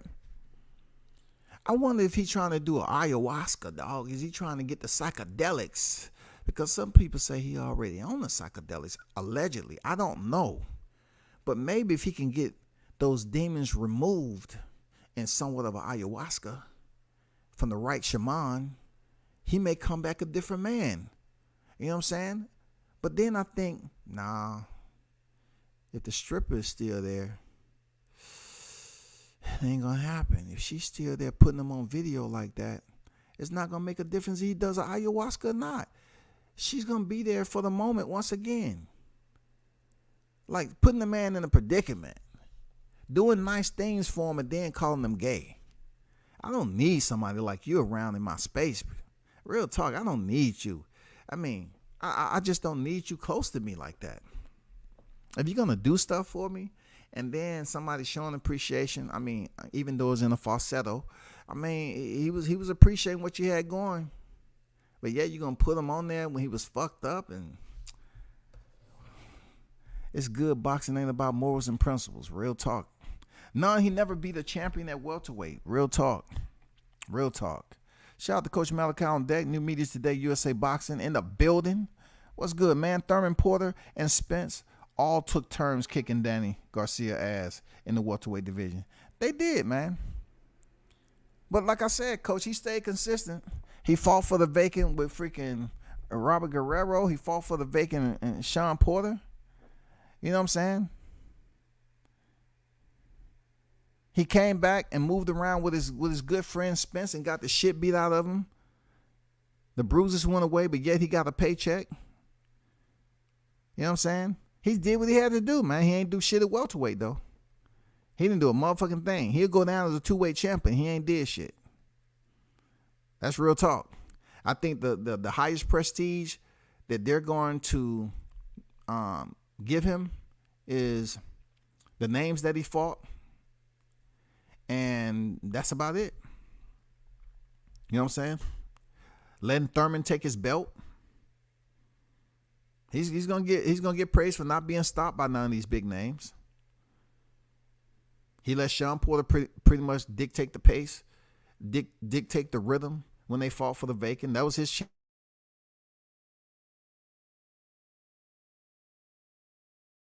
time welterweight world champion, but he didn't do it. Allowed Shawn Porter to seize the moment. You know what I'm saying? And Shawn Porter pretty much went out there and did the exact same thing we criticizing Danny Garcia for. He's lost to the big names. We can't say he did anything more than that. He lost to the big names at the welterweight division too. And you would think him and Danny Garcia would be real good friends, other than him and Errol. I'm just being honest, man. It seemed like they would be better friends than Errol Spence and Danny Garcia. But I know the Long Island ties go a long way. At the end of the day, the Long Island ties go a long way. Real talk.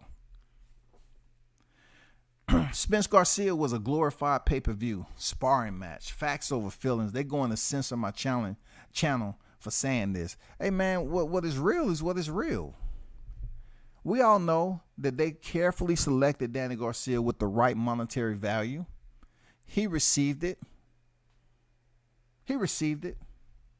That's all. He received it. There's no deception to it. He received it. He received the check. He know what his role was. He received the orders, like I always say. He got the orders, man. He did not go in there to win. Stop it. He did not go in there to win. XO Factor on deck. What's good with you, bro? Salute to the OGWCS. Great content, bro. Y'all smash the like button for the facts being dropped on y'all. Hey, man, I try to do my best, man. I just, I'm at this point, man, me transferring over to 23 and these names that's in the welterweight division, something needs to happen. And it's not like that's the only division that's coming up. Like, a lot of people is not going to talk about, in a way, fighting Paul Butler for Undisputed. That's going to take place, and then he's going to move up, and people are just going to say, okay.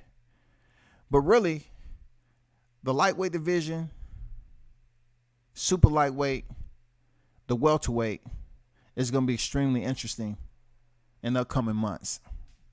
You know what I'm saying? We already had Regis Prograis tie down 140. Okay, cool. But we really want to see what's going on and popping with Errol Spence, Terrence Crawford, and if so desired, Boots Ennis. We need to see what's popping. We're not going to go the entire year talking about Boots Ennis, Bud Crawford like we did Bud Crawford Spence. We're not going to do it, bro. At least I'm not gonna do it. I can't speak for all these other grown ass adults, but real talk, I'm not gonna do that shit. I'm not gonna start, speaking on this shit and act like I have the power to speak it into existence. I don't, bro.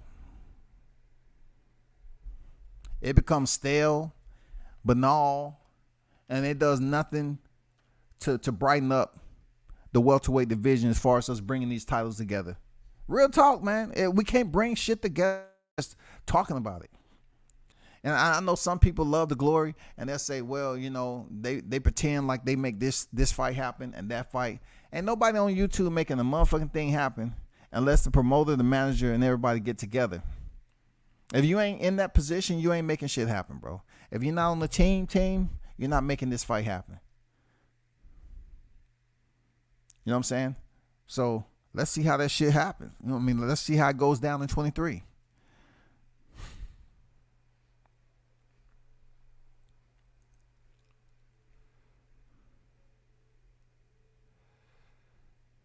Let me see.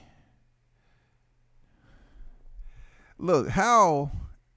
Check this out, dog. Hold up for a second. Hold up, man. How are they gonna spam the shit out and you can't even delete their ass? So you trying to tell me it's just for my viewing pleasure only that I can read this? I can't even delete this comment. Can y'all even see this comment that's up here talking about, hi, I want to offer promotion of your channel. Do y'all see that? I don't even see it in my thread on YouTube. So it might just be something that's going through StreamYard that allows it to be seen by the host only, and that's it. And you can't even delete it. You can't block them or anything. Oh, I know where it came from. I got it. Now I know. I got it. Okay, so y'all don't see it. Okay, cool. I only see it myself. It's just a spam advertisement that's talking about, this is like they do on IG. Those people that want to help you grow your channel. You know what I'm saying? They feel that they can get you where you... No, I don't need it. But hey, that's where I'm at with it, man. That's where I'm at. We ain't gonna go through the whole year. We're gonna make this shit. We're gonna make the approval rate when we report this shit. We're gonna make it understanding to be legitimate. We're not gonna do all the speculative type of damn reporting on Errol Spence and Terrence Crawford boots. We're not going year to year and try to reconstruct the scene and come up with a better picture. We're not gonna do deductive formula freaking troubleshooting on this shit. Like, no matter what you come up with on the outside, it's never gonna match up to the internal negotiations and conversations that they having. It's not gonna happen, man. If we're not privy to the conference call, if people ain't leaking the conversation like supposedly Errol Spence had with Steven, I don't know what to tell you. We're not gonna know the true raw details of what's going on behind the scenes. He get up out of here next week, right? Crawford get up out of there, and we don't hear nothing about anything. I mean, like, we don't have to wait to 23 for them to link up and say, okay, we're gonna fight this day next year. They can make that shit happen. We don't hear nothing about it. Let's just stay tuned to see what happens with Spence. And then what happened with Crawford? Like it was early in the chat. We have to wait and see if Boots Ennis activates his mandatory. He doesn't have to. But if he doesn't, expect the resistance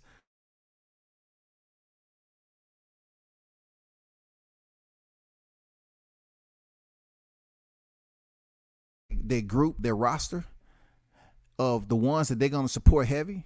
They may, in fact, just don't talk about it, period. They'll just say, well, just like Spence, when the shit went down with the video, they wanted to talk about crooked players and freaking Gallagher. So if Boots don't activate his mandatory, they might start talking about some other shit.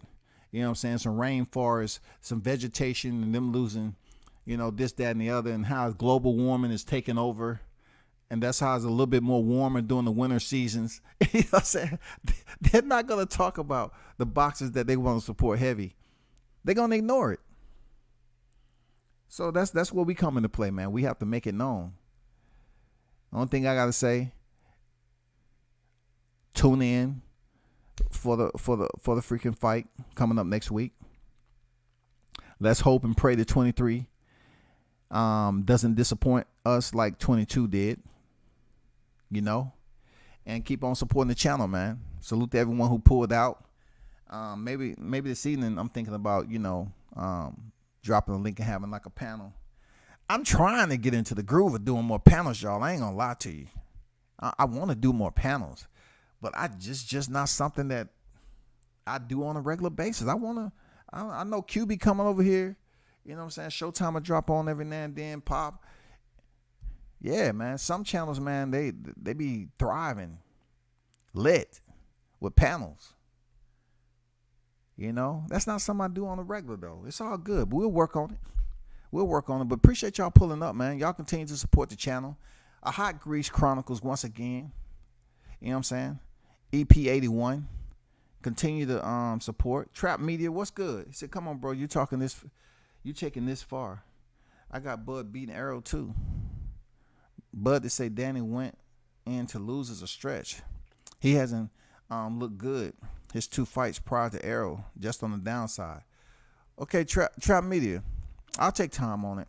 Okay, this is something I don't do regular, right? Because I hear people doing apologies and shit like that. Reading your comment made me think. I don't have shit to apologize for. I'm going to tell you straight up. Danny went in there and he received the orders, bro. Period. He received the orders. The whole process was Arrow to go in there and get a fight on his return. That's all it was for him to then face Shadina Ugas. You think Danny Garcia then received the orders? He wasn't going in there to lift those belts off Errol Spence. The plan is for Errol Spence to pick up the 3rd and then potentially go up here and try to step in there with Terrence Crawford for undisputed. Absolutely, he got there and received the orders. It's not a stretch. It's not a stretch. Danny Garcia was not in the plan for that fight against him and Errol. He wasn't going to go in there and win the WBC and the IBF their trap. Come on, man. Come to realization, bro. The orders. When you hear me say the orders, man, don't take it. Look, I could say the fight was fixed. Now that'll piss you off even more. But he did receive the orders. Real talk.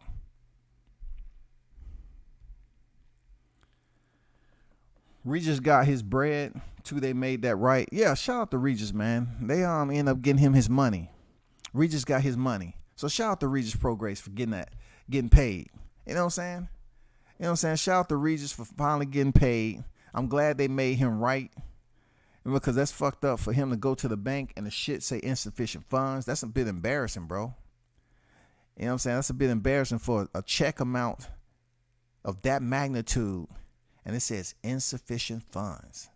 So what they probably did, they got the notification and they just stopped the process of the check. That's all. Either way it goes, it's still embarrassing for Regis. He did everything he was supposed to do. He went in there and fought and he got the stoppage. But yet he couldn't cash out when it came to his money. Boost would be a Mando for Spence, right? Boost is already a Mando. Like Spence is going to have most of the Mandos because he holds majority of the belts at welterweight. But Crawford is coming up on his Mando. He fought Shawn Porter. One thing you have to understand about Crawford, he has 1 belt, the WBO. So what they say, 18 months? Something like that. So that should be coming up around May. And that's what it is. You know what I'm saying? That's what it is. He has to activate his Mando for either or. Since he's in a position, does he want to fight Spence when he come available? Because they talked about, going to the IBF and requesting them, ordering the IBF Mando for Spence. Or does he activate his Mando for freaking Crawford? He's in a good position. That's what happened. That's where they want to be. Lord knows Thomas DeLorme didn't put him in that position. Cussio Clayton didn't put him in that position. It's all about who you connected to, bro. I'm not saying Booth shouldn't be in the position. He's definitely the goods when it comes to boxing. But I'm just saying, at the end of the day, he will activate one of those. Now, we all know if it came down to him activating that, he would definitely want to fight Spence. He has to look at that as it's still going to be a tough fight, but they have to be looking at it like every other legend that has voted against Spence winning against Crawford. He have to look at it like it's some situations, some things that's going on with Spence he might can take advantage of. So he might want to go in there and fight Spence instead of Crawford. But if given the opportunity, he has to activate his Mando with Crawford in order for something to become a legitimate conversation for the books. He has to do that. Let's see if it happens.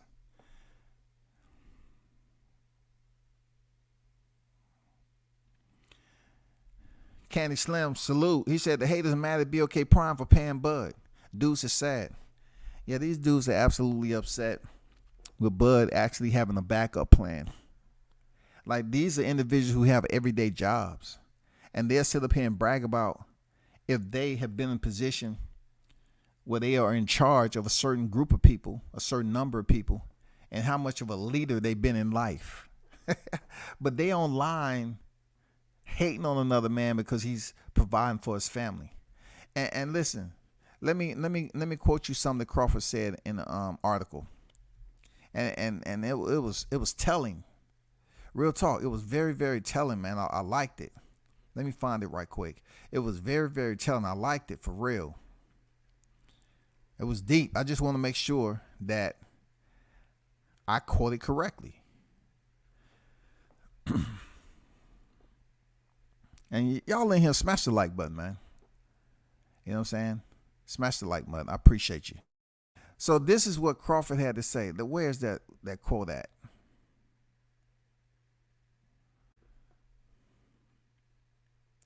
Crawford said, I'm not going to sit and wait on no man to feed my family. Just let that shit sit with you hot. Like hot grease on your skin, dog. Let that shit sit with you. I'm not going to sit and wait on no man to feed my family. What else is there to say? I'm not going to sit and wait on no man to feed my family. Do y'all need any more a confirmation that this man wasn't going to wait around and sit throughout the year? If he said he wanted to fight 2022, goddammit, he wanted to fight 2022.